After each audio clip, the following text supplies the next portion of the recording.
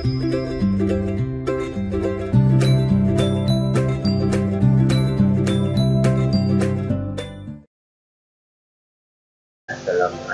warahmatullahi wabarakatuh. Selamat pagi. Semoga kita tetap semangat di pagi hari ini. Ya, sekarang waktunya KBM daring. Nah, untuk pertemuan kali ini kita bertemu di mata pelajaran pemrograman dasar. Kemarin kita di dasar desain grafis, kali ini kita bertemu di mata pelajaran pemrograman dasar. Sebelum ke materi inti, Bapak akan menyampaikan kompetensi dasar mata pelajaran pemrograman dasar. Perlu diketahui, untuk kriteria ketuntasan nilai raport kemarin sudah dijelaskan, baik dasar desain grafis maupun pemrograman dasar. Jadi kali ini Bapak akan menyampaikan mengenai materi pemrograman dasar. Namun sebelum itu Bapak akan menjelaskan kompetensi dasar yang nanti selama 1 semester kita jalani. Oke. Kompetensi dasar pemrograman dasar ya. Di semester ganjil ini atau semester pertama ini ada 7 kompetensi yang harus kita pelajari. Yang pertama mengenai menerapkan alur logika pemrograman komputer. Kemudian yang kedua, memahami perangkat lunak bahasa pemrograman.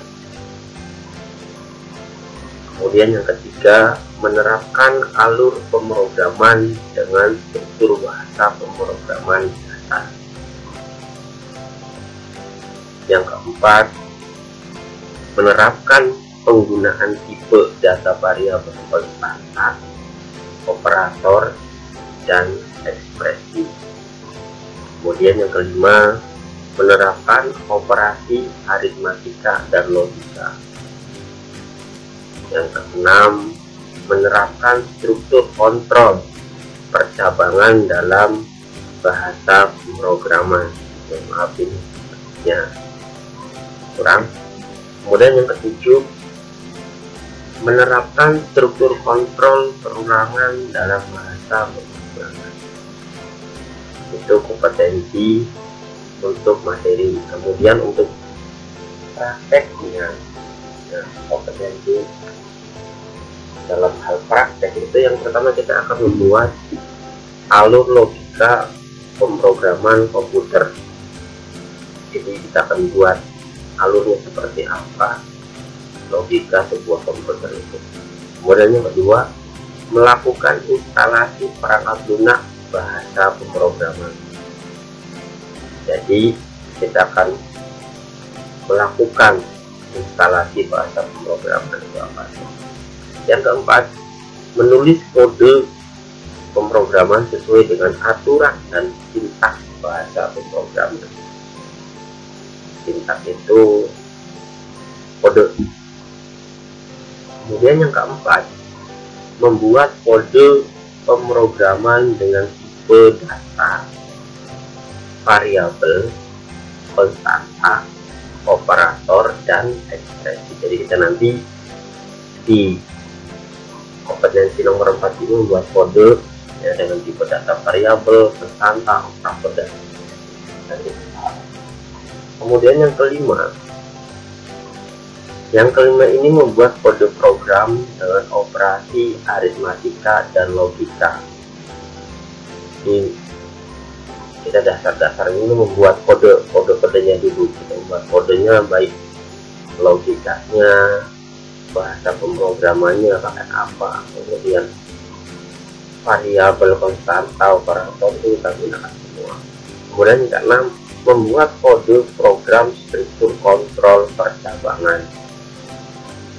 Nah, karena kita praktek, jadi di sini membuat semua. Kemudian yang ketujuh, membuat kode program struktur kontrol perulangan. Itu kompetensi dasar yang nanti kita akan pelajari selama semester pertama, semester akhir. Nah, perlu kalian ketahui dalam pembelajaran mata pelajaran pemrograman dasar itu yang dikedepankan itu logika kita, bagaimana cara mengatasi masalah, bagaimana cara mengatasi masalah secara efisien, secara efisien mungkin. Nah, kita masuk pada kompetensi dasar pertama, ya. Kita akan membahas alur logika pemrograman. Jadi kita membahas alur logika pemrograman. Kemudian materi utamanya itu konsep algoritma. Ya, konsep algoritma. Ini materi utamanya, konsep algoritma. Nah, pengertian dari algoritma itu sendiri, ya, pengertian dari algoritma itu sendiri, algoritma bahasa asalnya, ya, istilahnya algoritma berasal dari kata algoritma, kemudian berkembang menjadi algoritma. Nah, itu perkembangan waktu yang cukup lama, akhirnya berubah menjadi algoritma. Kemudian menurut para ahli, algoritma itu sendiri diartikan sebagai urutan langkah-langkah logis penyelesaian masalah yang disusun secara sistematis dan logis. Jadi algoritma itu sendiri urutan langkah-langkah cara, ya. Kalau misalkan kita mau naik mobil, langkah-langkahnya seperti apa, kalau kita mau naik motor, langkah-langkahnya seperti apa. Nah, algoritma itu sendiri ada urutan atau langkah-langkah yang bersifatnya logis, artinya bisa dicerna, bisa dilogikakan, kemudian disusun, saling berkaitan, saling berkaitan satu sama lain, kemudian logis, artinya masuk akal. Artinya masuk akal itu pengertian dari algoritma. Nah, kemudian contohnya seperti apa sih algoritma ini?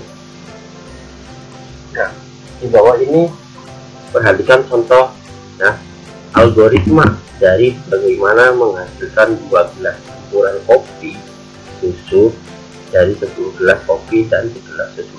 Jadi kita akan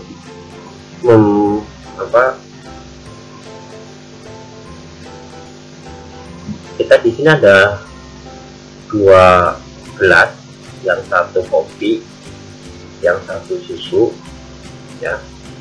Jadi dari 2 gelas ini akan menghasilkan 2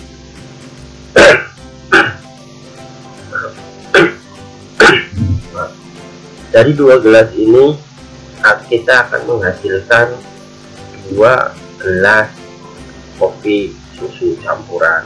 Bagaimana caranya? Nah, bagaimana caranya? Nah, dia akan menghasilkan 2 gelas kopi susu. Kita ikuti langkah-langkahnya, perhatikan ya. Nah, langkah yang pertama, ya, langkah yang pertama kita persiapkan 1 gelas kopi dan 1 gelas susu. tadi ya, dua gelas itu. Nah, kemudian langkah yang kedua, kita persiapkan gelas satu yang kosong. Nah, gelas satu yang kosong. Jadi langkah yang pertama, kita persiapkan gelas yang berisi kopi. Ini full ya, jadi biar kelihatan ini gelas ada kopinya, makanya ini setengah.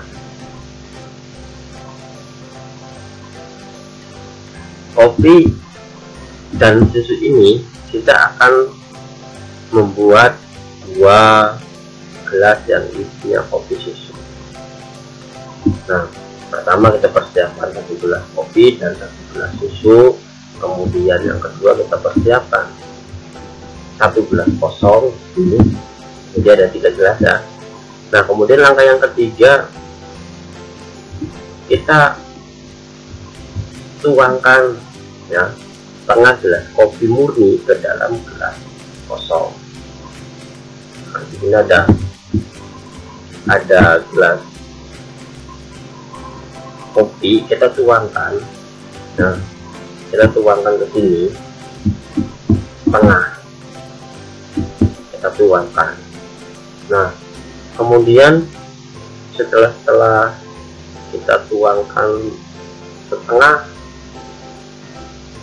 kopi ini, kita tuangkan setengah gelas susu ke dalam gelas kosong sehingga menjadi gelas penuh. Nah, yang tadi kita di sini setengah, kemudian kita masukkan lagi setengah lagi, tapi menjadi kopi susu. Nah, bagaimana 1 gelasnya lagi? 1 gelasnya lagi biar 2 gelas kopi susu, kita tambahkan gelas kopi sisa kepada gelas kopi sisa. Jadi yang tadinya di sini setengah dituangin ke sini, setengahnya lagi dituangin ke sini sehingga menjadi kopi susu. Tapi belum ini. Nah, jadi di sini kopi susu sama seperti ini, dan akhirnya ada tetap pada 1 gelas kosong yang kita persiapkan dari awal, jadi tidak ada isinya. Nah, hasil akhirnya adalah campuran kopi susu dan 1 gelas kondisi kosong. Nah, jadi ini yang tadinya 2 gelas, yang satunya kopi, yang satunya susu, jadi buat algoritma menjadi 2 kopi susu 1 gelas kosong. Tadi langkah-langkahnya di atas.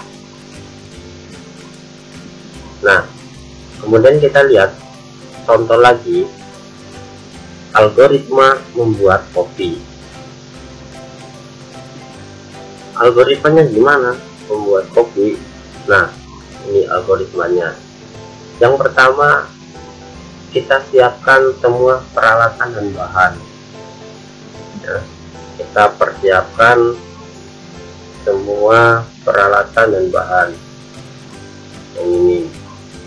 Setelah kita sudah siap, masukkan kopi dan gula ke dalam gelas.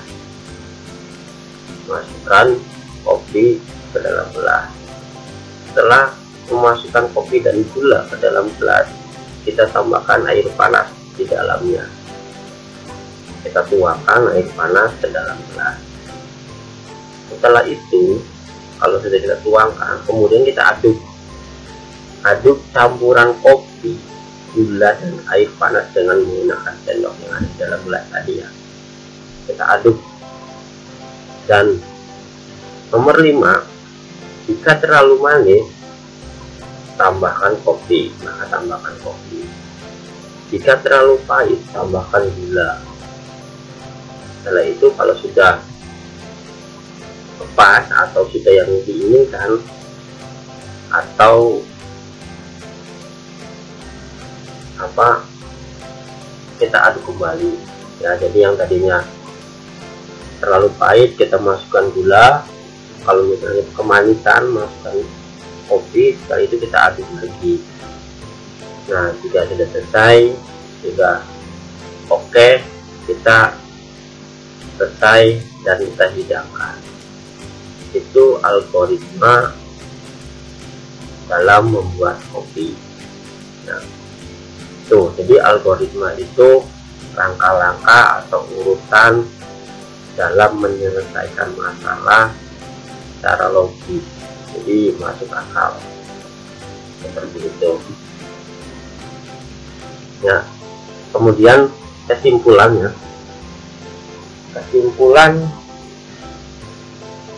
dari pertemuan kali ini cuma ada dua, karena kita baru pertama jadi tidak terlalu banyak lah, jadi tidak nyambung.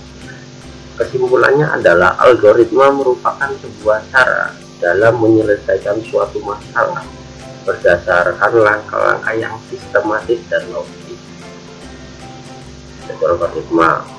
Kemudian apa saja sih software atau aplikasi yang menunjang algoritma dan pemrograman? Di sini ada 4 yang saya tampilkan. Ada Turbo Pascal, mungkin nanti kita akan belajar pakai Turbo Pascal. Kemudian Dev C++, kemudian CV HPR, terus yang keempat NetBeans, ada lagi ya banyak, ada Tablet, ada Atom, banyak sekali. Makanya saya tampilkan 4 saja. Jadi kesimpulannya, algoritma merupakan sebuah cara dalam menyelesaikan suatu masalah berdasarkan langkah-langkah yang sistematis dan logis. Ya, itu saja dari saya. Kurang lebihnya mohon maaf. Jangan lupa bisa lihat video ini di channel TKJ. Silakan support channel TKJ tersebut yang nanti materi mengenai materi teknik komputer jaringan dasar di-upload di sana, tinggal kalian bisa melihat, bisa belajar dari sana. Terima kasih, kurang lebihnya mohon maaf. Assalamualaikum warahmatullahi wabarakatuh.